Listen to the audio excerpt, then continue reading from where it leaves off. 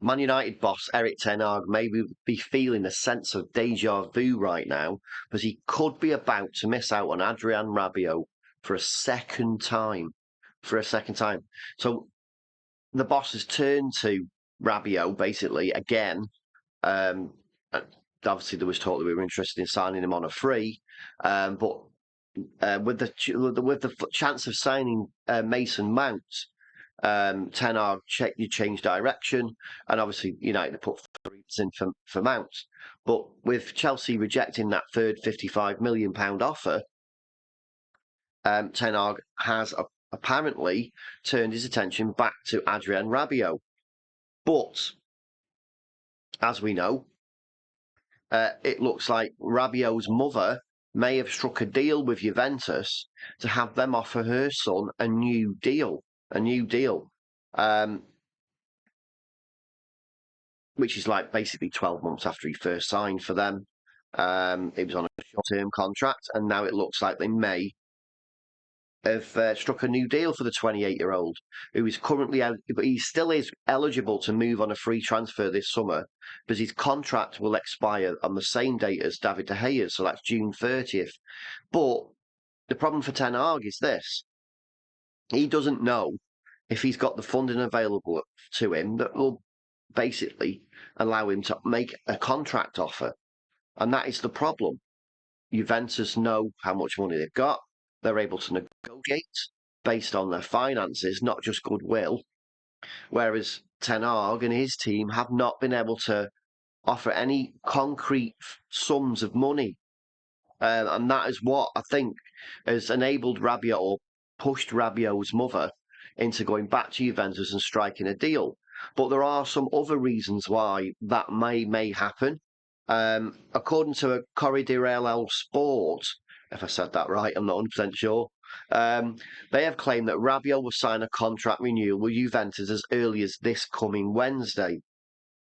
It follows the news that the manager of Juventus, Massimiliano Allegri, will remain at the club.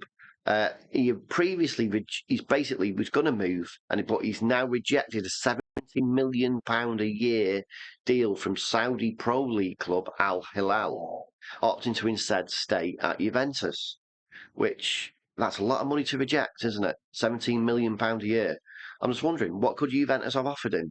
Maybe it's just the fact that you stay in Europe and it's more competitive. I don't know. I mean, a lot of people, once you get, £17 million, a big carrot to wag under somebody's nose, isn't it? Could you turn down £17 million? I'm not 100% sure if I could, if I'm honest. And I'm not a mercenary, but still, £17 million is a hell of a lot of money.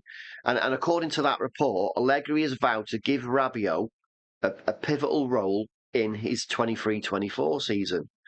He says he will continue to entrust him with keys to the midfield. He will start again for him. And in the end, Adrian basically was convinced, and he's basically may choose to stay at Juventus based on that. But that does mean more frustration for Ten Hag this summer, who is having, basically a transfer window to forget, isn't he? It's not been great so far at all. I mean, that's despite being touted to bring in a host of reinforcements ahead of the Premier League campaign. And yet, we haven't got one deal over the line, which is what I predicted, you probably predicted, and most people predicted would happen. I mean, we haven't. We know we need a striker. The striker's of paramount importance. Yet, I would say so much more important than signing somebody like Rabio or Mason Mount. And obviously, we've been the sideshow of the goalkeeper fiasco that's going on at the end of the day. We need to add goals to the side. And I don't want to sound like a broken record about that because I mentioned it in a few of my videos, but goals last season prevented us from finishing higher in the league. And without goals and without improvement in the squad, we can only go one way, which is down. There's only a downward trajectory.